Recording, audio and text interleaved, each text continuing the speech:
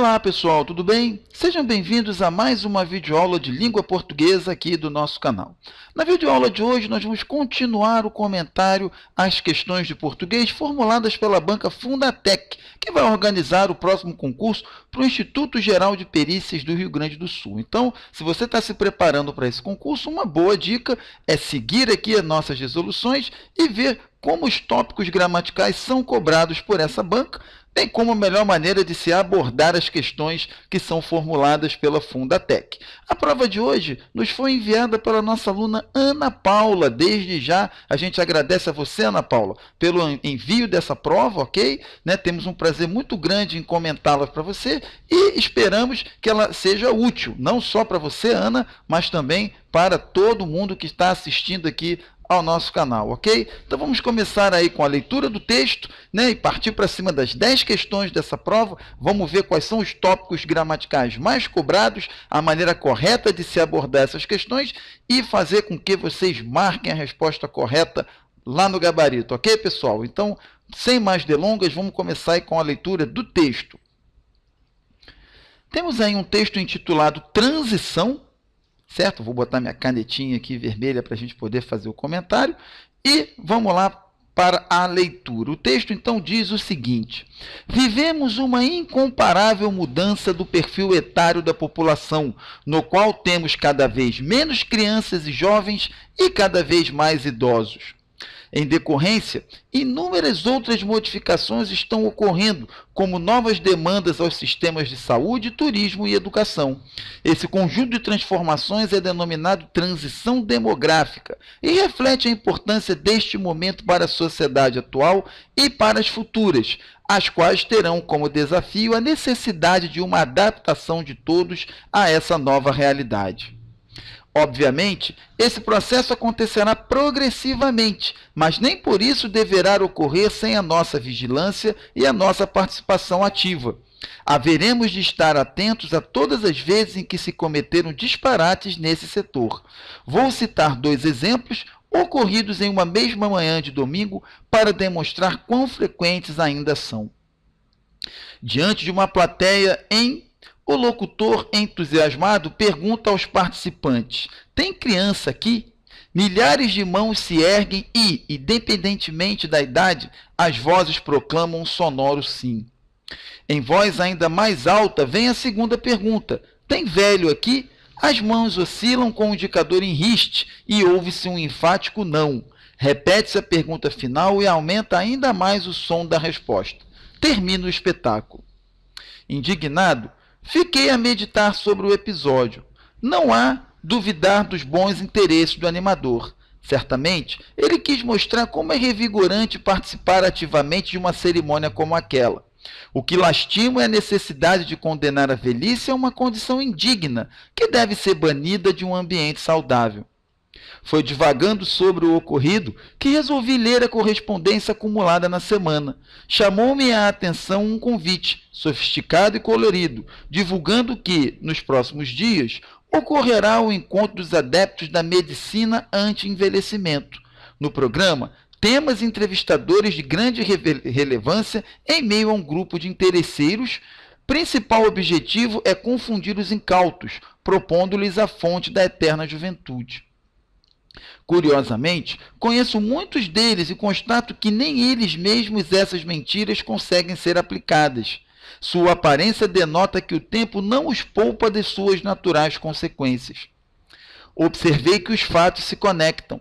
Se, por um lado, continuarmos a permitir que o processo natural de envelhecimento seja negado e, por outro, aceitarmos as argumentações dos falsos profetas que apregoam erroneamente que os conceitos da geriatria e da gerontologia sejam usados como medidas anti-envelhecimento, perpetuaremos o paradigma de que a velhice é uma doença que deve ser combatida com tratamentos caríssimos sem respaldo científico.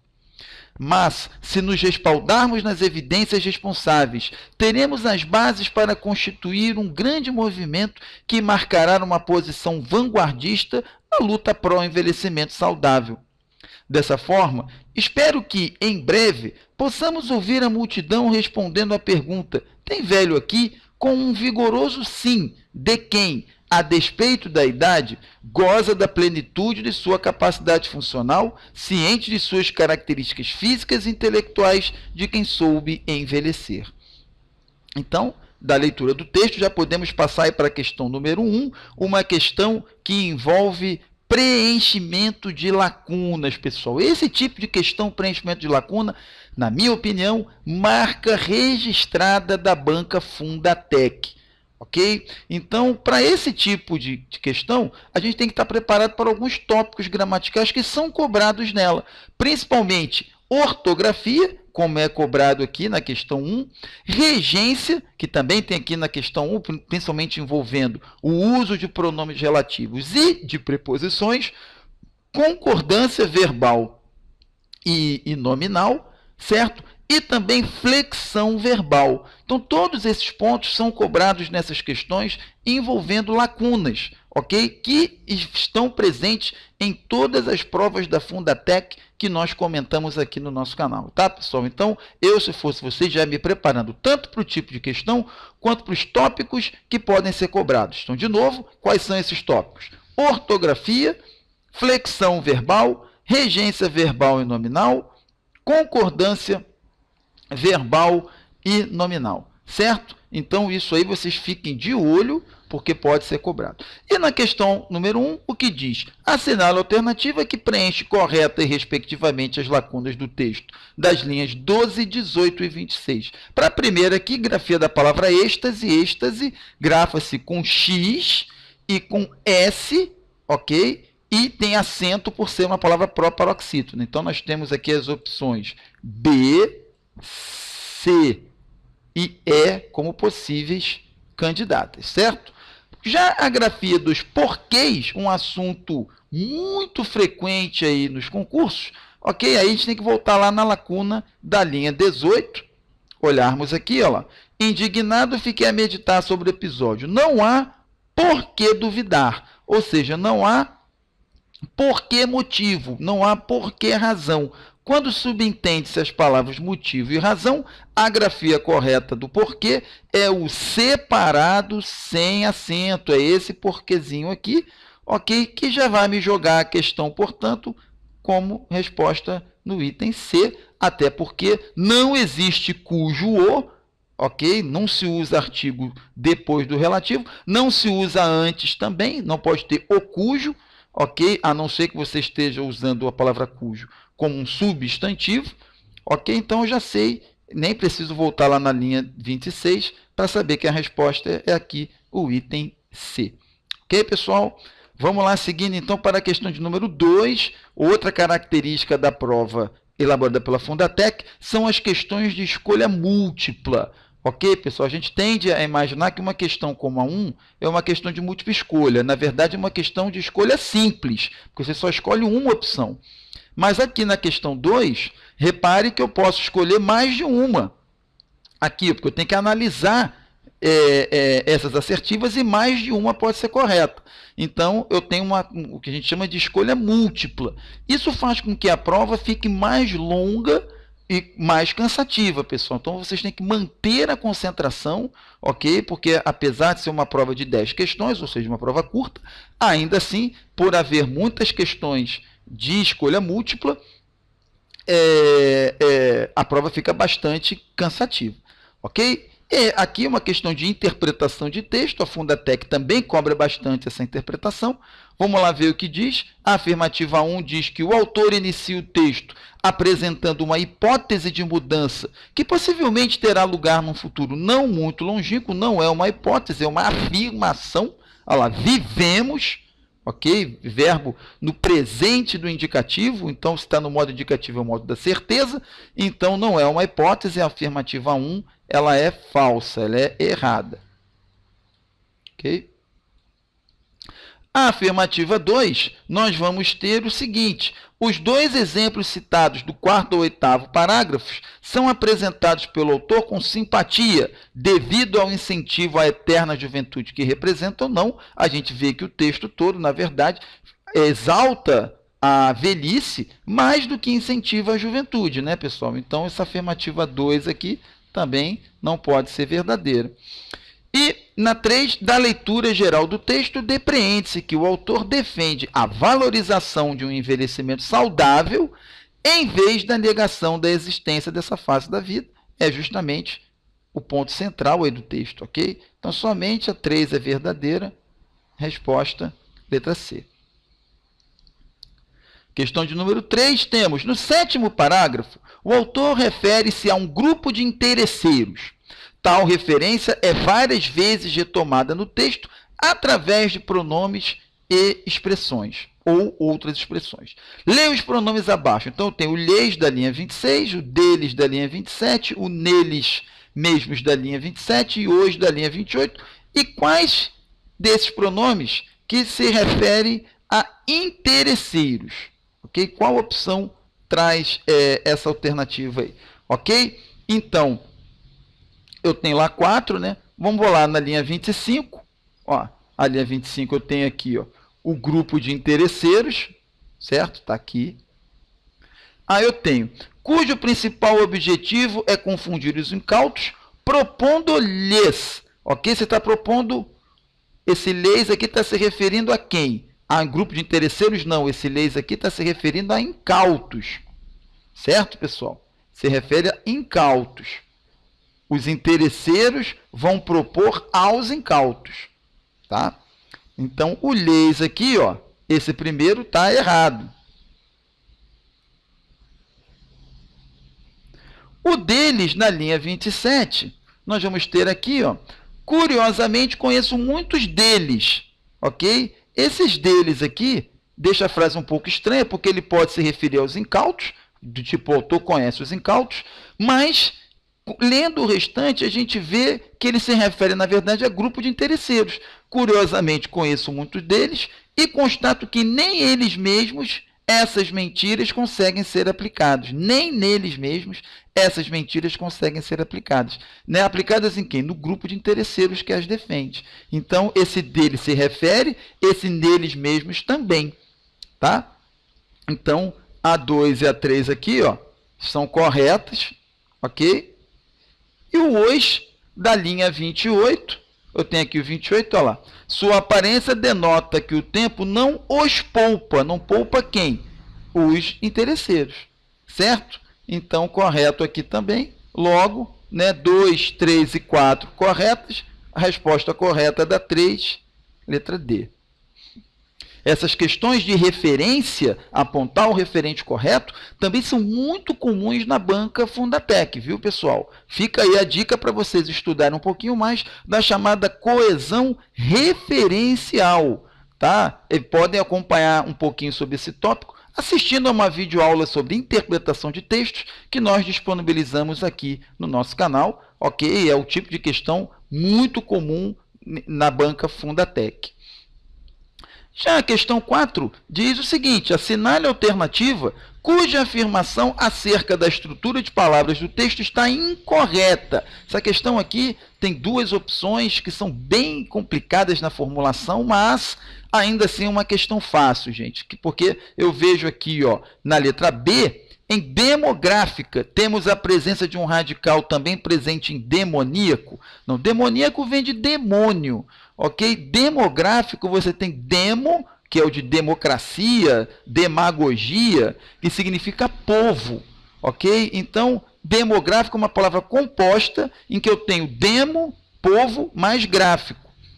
Demoníaco é uma palavra sufixada e vem de demônio. Então, a estrutura não é a mesma. Eu também posso matar essa questão vendo que os sentidos atribuídos são muito diferentes. Demo aqui tem a ver com povo e demoníaco tem a ver com demônio. O sentido não é o mesmo. Se não é o mesmo, a estrutura também não pode ser. Logo, a resposta é letra B. Ok? As opções C e D são tranquilas, né? O prefixo re, de revigorante, não está presente em vigoroso, correto. Né? Vigorante e vigoroso tem a mesma raiz e a segunda palavra não tem o prefixo aqui. No D, anti significa contra, é diferente de ante, que significa antes, então facinho também de matar. Agora, os itens A e E são complicados porque o enunciado não deixa claro o que se quer, o que se está falando. ok? E isso, para mim, poderia até ser passível de pedir anulação da questão, tá? Embora o gabarito tenha sido mantido. Então, na letra A, o termo demandas pertence a uma família de palavras em que existe um adjetivo formado por ante. Como pode haver demandante, ok? Da mesma forma que plenitude, plenamente, né? Plenitude você pode ter plenamente. Então, são alternativas corretas, mas a redação dá a entender que demanda é proveniente, né, originário de uma palavra formada por ante, e não é verdade, ok? A mesma coisa aqui no plenitude. Então, o que nós temos que entender aqui é se é possível uma palavra com o mesmo radical ter o ante, e você pode ter demandante, tá? E em plenitude você pode ter plenamente, por isso que são alternativas corretas, a única incorreta é o item B. Na questão de número 5, temos: analise as expressões abaixo.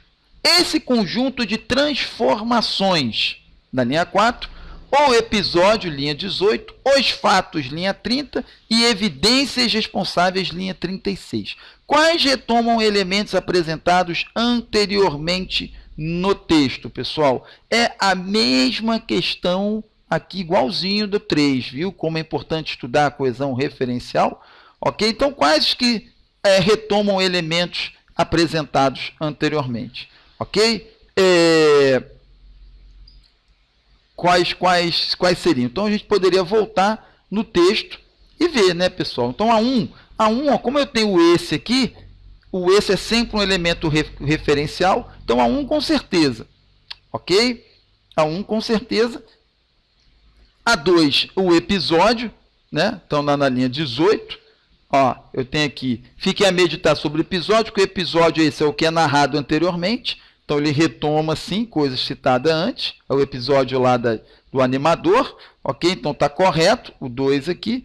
Os fatos na linha 30, vamos voltar aqui na linha 30, nós temos lá, observei que os fatos se conectam, são dois fatos que são narrados ali no texto, um, o do episódio do animador, o segundo, o da correspondência que o autor do texto recebeu, então está correto aqui, né? Fatos. E evidências responsáveis na linha 36. Se eu voltar aqui na linha 36, eu vejo que o evidências, né, não retoma nada, né, citado antes. Então, gente, somente 2, 1, 2 e 3, resposta letra B. Certo? Questão 6. Caso o segmento esse processo fosse substituído por tais transformações, alguns ajustes de concordância seriam necessários no período. Deveriam sofrer ajuste, nesse caso, o quê, pessoal? Vamos lá, então, na linha 8. Na linha 8, eu tenho aqui, ó, esse processo. Se eu trocar esse processo por tais transformações, como é que vai ficar o meu período? Vai ficar, obviamente, tais transformações acontecerão progressivamente, mas nem por isso deverão ocorrer sem a nossa vigilância e a nossa participação ativa. Dois verbos apenas são modificados, ok? E isso, então, vai me jogar a resposta para o item B. Certo? Já na questão 7, eu tenho questão de pontuação muito cobrada também pela Fundatec, pessoal, olho vivo aí com pontuação, portanto. Então, nós temos a vírgula da linha 21 e as vírgulas da linha 36 são usadas respectivamente para quê, pessoal? Ora, na linha 21, eu tenho aqui, ó, vamos voltar aqui na 21, velhice é uma condição indigna que deveria ser banida, essa vírgula aqui está sendo usada para separar uma oração subordinada adjetiva explicativa, ok? E na linha 36, a vírgula está sendo usada para intercalar, aqui, isolar uma oração subordinada adverbial, ok? Então, na 7 aqui, resposta facinha, né? Letra A. 8. Os termos incauto e paradigma, no contexto em que são usados, remetem à ideia de que incauto são aquelas pessoas que não têm não tomam cuidado, né? São ingênuos ou pouco prevenidos, e isso remete à ideia de precaução. E paradigma é o mesmo que modelo, esquema, tá? Então, resposta aqui fácil, letra E é também uma questão de semântica lexical, ok? Envolve formação de vocabulário. Melhor maneira de estudar isso é lendo bastante, e a banca Fundatec cobra bastante esse tipo de questão também. Já na 9, nós temos: considere as seguintes possíveis modificações em segmentos do texto. Substituição de sistemas de saúde, turismo e educação por organizações de saúde, turismo e organização. Ok? 2. Supressão de essa por nova realidade e substituição de ocorrer por prescindir. Quais delas criariam as condições para o emprego do sinal indicativo de crase em seu respectivo contexto? Né? Então, vamos lá, gente. Na linha 4, eu tenho aqui, ó, na linha 4, vamos voltar aqui no texto. Eu tenho: em decorrência, inúmeras outras modificações estão ocorrendo, como novas demandas às organizações de saúde, turismo e educação. Repare que esse AUS aqui, ó, já indica que se eu colocar uma palavra feminina aqui, vai ocorrer a crase, porque eu tenho já o artigo aqui no os e a preposição no as. Se eu coloco organizações, vai ficar a com as, e isso vai me dar a crase. Ok? Então, fácil perceber aqui que na 1, correto. Certo? Na 2, supressão de essa antes de nova realidade, na linha 6. Como não se usa a crase diante de pronomes demonstrativos, né? Se eu tiro aqui, ó, na linha 6, eu tenho lá: e para as futuras, as quais terão como desafio a necessidade de uma adaptação de todos à nova realidade. Não tem crase aqui, porque eu não tenho crase diante de pronome demonstrativo. Mas se eu tiro fora, adaptação a alguma coisa, aqui é a preposição, ó, né? Aqui poderia ter o artigo, e aí também ocorreria a crase. Certo? Então, aqui correto. E supressão de ocorrer por prescindir, na linha 9. A linha 9 está aqui, ó. Vamos voltar lá no texto, pessoal, não tem jeito. Tá? Ela deverá ocorrer sem a nossa vigilância, deverá prescindir da nossa vigilância. O prescindir rege a preposição de e não a preposição a, e por isso aqui não poderia ter crase. Ok? Então, somente a 1 e a 2, resposta item C. E, por fim, temos a questão 10. Considere as seguintes sugestões de reordenação de elementos do texto. Troca de posição dos segmentos menos crianças e jovens na linha 2 e mais idosos também na linha 2, um pelo outro. Então, pessoal, trata-se de a gente fazer o seguinte: olhar aqui, ó, na questão na frase 2, que temos: vivemos uma incomparável mudança do perfil etário da população, no qual temos cada vez menos crianças e jovens e cada vez mais idosos. Se eu pego esse mais idosos aqui, estou marcando em amarelo, e coloco aqui no lugar, ó, do menos crianças e jovens, o sentido vai se alterar? Eu vou ter, então: vivemos uma incomparável mudança do perfil etário da população, no qual temos cada vez mais idosos e cada vez menos crianças e jovens. O sentido é o mesmo. Então, não muda a primeira sentença.